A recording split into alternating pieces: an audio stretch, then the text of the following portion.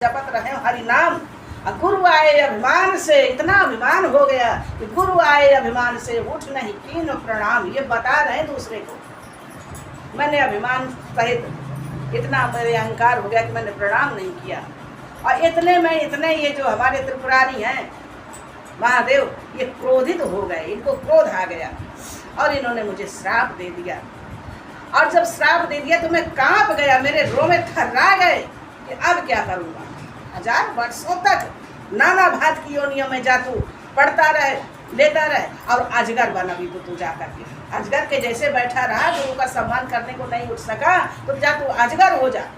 और नाना भात की योनियों में तो कहे मेरे रोए थर्रा गए, मैं रोने लगा। लेकिन मेरे से ज़्यादा मेरे गुरुदेव धन्य है, उन्होंने इतना कृपा करी कि तब उन्होंने कहा एक सूल मोहि बिसर न काऊ, गुरु कर कोमल शील स्वभाव। उनको मैंने प्रणाम नहीं किया, अपमान किया, लेकिन फिर भी उन्होंने मेरे पे कृपा किया और मेरे पे कृपा करने की उन्होंने महादेव की स्तुति करी। जो अभी स्तुति आपने सुनी, यही स्तुति है। नमामि समीसाम निर्माण रूपम विभुम व्यापकम ब्रह्म वेद स्वरूपम निजम निर्गुणम निर्विकल्पम निरीहम चिदाकाशमाकाश वासम भजेयम निराकार ओंकार मूलम तुरीयम गिराजान गोतिल मीसम गिरीशम। आप सुन ही चुके हैं अभी। माने कि यह स्तुति इस ब्राह्मण देवता ने करा तो भगवान शंकर ने कहा वरदान मांग लो। तो उन्होंने कहा कि मेरे लिए तो वरदान सिर्फ इतना है कि मैं आपके चरणों में सदैव प्रेम करता रहूं, मेरी बुद्धि आपके चरणों में सदैव जो है लगी रहे, भक्ति मुझे आपकी प्राप्त हो। लेकिन इस मेरे शिष्य का कल्याण कर दो प्रभु। ये मेरा शिष्य अज्ञानता बस, अनजानता बस, ये छोटा बालक है, ऐसा मान करके इसको क्षमा कर दो, इसके अपराधों को क्षमा कर दो। ऐसा केवल एक गुरु ही कर सकता है, क्योंकि गुरु ही माता है, गुरु ही पिता है, गुरु ही स्वामी है, गुरु ही सखा है।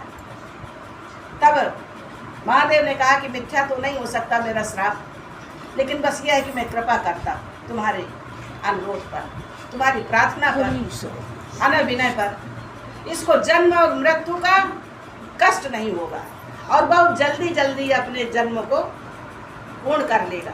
मतलब कि बहुत ज़्यादा जन्मेगा और थोड़े समय में फिर शरीर पूरा कर देगा। ऐसे करके अपने जो है सारी जन्म काट लेगा, योनियाँ पूरी कर लेगा।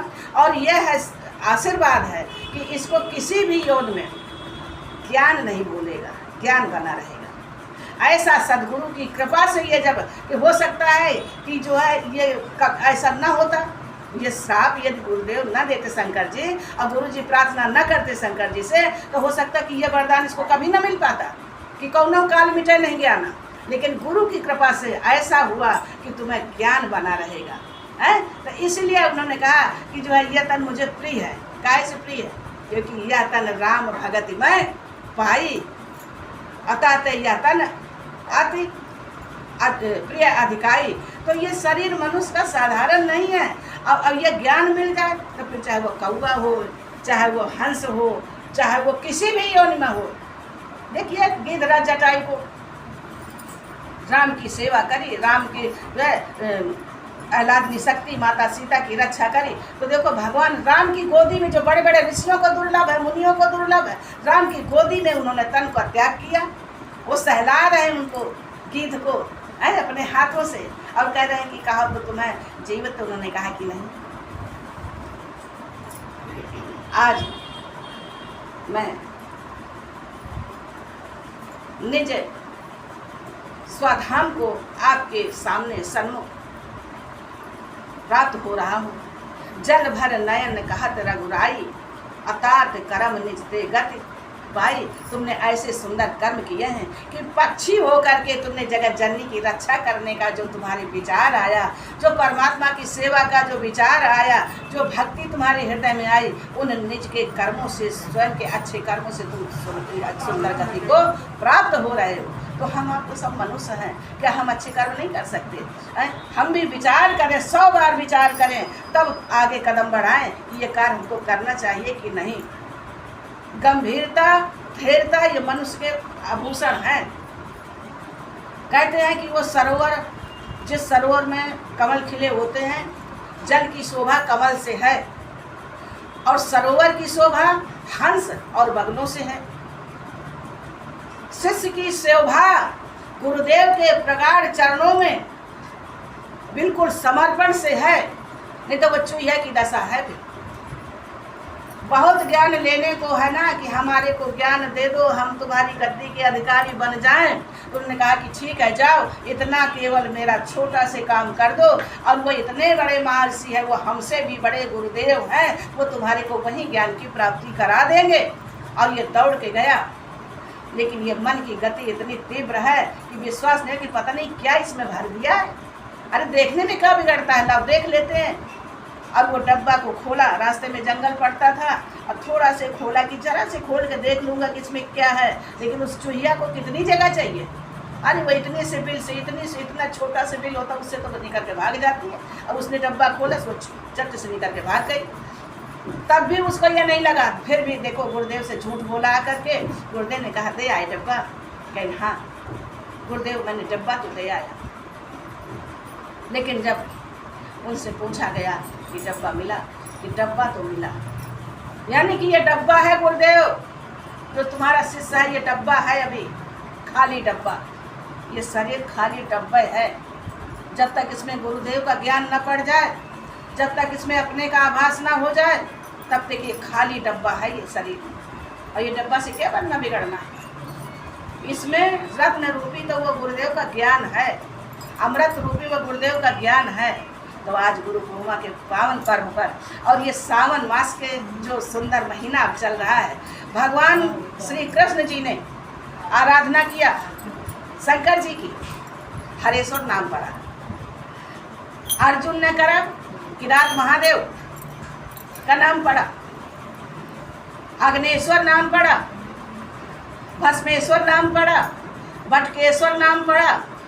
यानी कि कितने कितने जिनों पर अनुग्रह हमारे शंकर जी ने किया, इतने नाम भगवान शंकर को प्राप्त हुए। उन सब नामों का एक तो यहाँ देखिए हमारे यहाँ सत्संग में समय समय पर सब नाम 12 के नाम ही ले लो अकेले, कि सोमनाथ सौराष्ट्र में,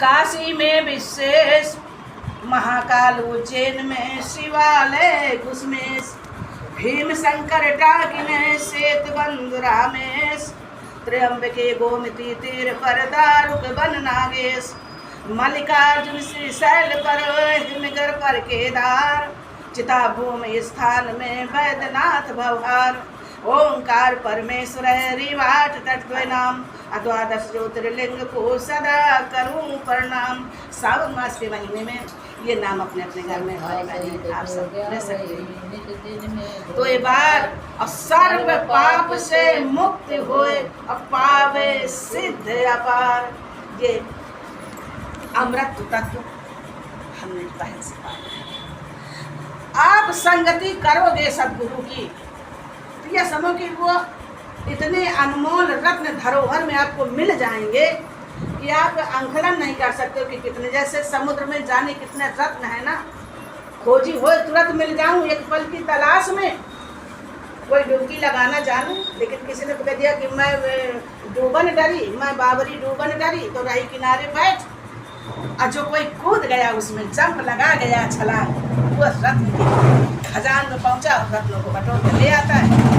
क्षीर समान ज्ञान गुरुवर का, यानी दूध के समान, क्षीर समान ज्ञान गुरुवर का, तो इधर भरे गुलैयन माँ, अरे काहे भूला फूल गुलैयन माँ, माने कि गुलैया जाना तो हुई गलिया बसलिया, अब दूध का वो मैं भरो तो वो टिकी का, अपने को पात्र बनाओ भैया इतना कि वो मैं एक सुई जाने की भी छेद न रहे, तब तो ये ज्ञान टिकेगा, नहीं तो ये ज्ञान टिकने वाला नहीं है। वो चूहिया के तरीके वो उठ जाएगा, वो टिक नहीं सकता है। मन मोती अनमोल सिंधु तज, अरे ढूंढत फिरत गड़ैयन माँ, काहे भूले हो भूल भुलैयन माँ। ये सदगुरु का ज्ञान तो मणि मोतियों से भी अनमोल है, और ये सिंध में मिलता कहाँ, आनंद रूपी सिंध में, सत्संग रूपी सिंध में ये अनमोल मणियाँ मोतियाँ मिल जाती हैं। तो ये परम पर्व में जो ये हमारे को गुरुदेव के गुरु पूर्णिमा, व्यास पूर्णिमा, ये सनातन पर्व हमारे सबको प्राप्त हुआ। ये आप सबको गुरुदेव की कृपा से बहुत बहुत मंगलमय हो। और इन शब्दों के साथ हम अपने वाणी का विराम देते हुए आप सभी लोगों के पावन चरण कमलों में नमन वंदन। बोलिए सद्गुरुदेव भगवान की जय। हरि ओम।